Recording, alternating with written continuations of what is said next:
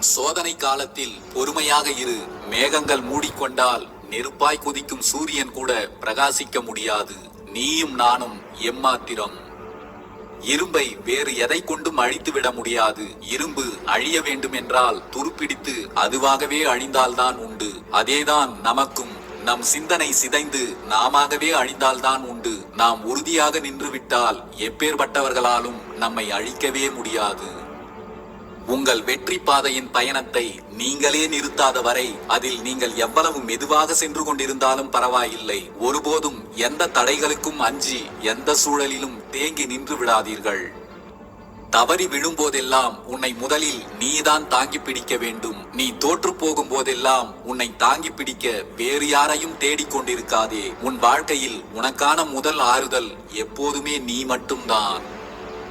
உங்களிடம் தன்னம்பிக்கை மட்டும் இருந்துவிட்டால் போதாது. தன்னம்பிக்கை இருக்கும் அளவிற்கு விடாமுயற்சியும் இருந்தால்தான் உங்களுக்கு வெற்றி சாத்தியமாகும்.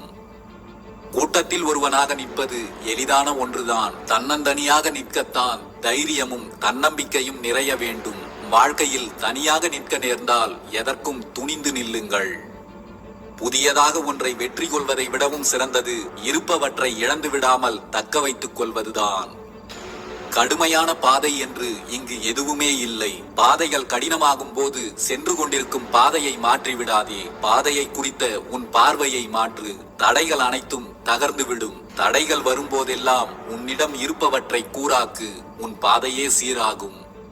தடைகளும் சோர்வுகளும் பாதையில் நாம் சந்திக்கும் யதார்த்தமானவைகள்தான். அதில் தடுக்கி விழுவதும் அவைகளை தாண்டி செல்வதும் நம் கைகளில்தான் உள்ளது.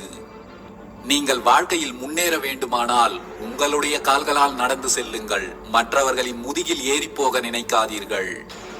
ஒவ்வொரு நாளும் புதியதாய் பிறந்திருப்பதாக உணரு.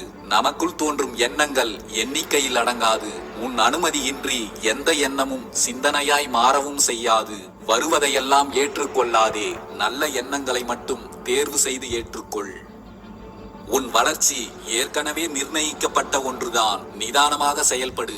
உனக்கு எதிரி என்று எவரும் இல்லை. உன்னால் முடியாதது என்று ஏதும் இல்லை. பாலை நிலத்து முள் செடியிலும் நீர் இருக்கும் என்பதை உணரு.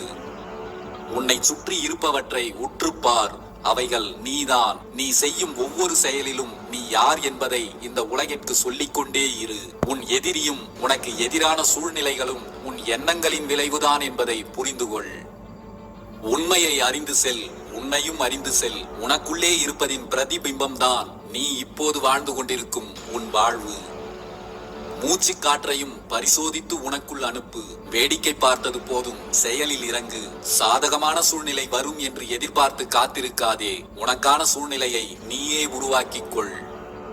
உன்னிடம் இல்லாததையும் உன்னால் இயலாததையும் பற்றி நீ யோசிக்கும் வரை உன்னால் வாழ்வில் எது ஒன்றையும் சாதிக்க முடியாது. இருப்பதை கொண்டு தொடங்கு. இயன்றதை செய். இவையே வாழ்வின் முன்னேற்றத்திற்கான அடிப்படை.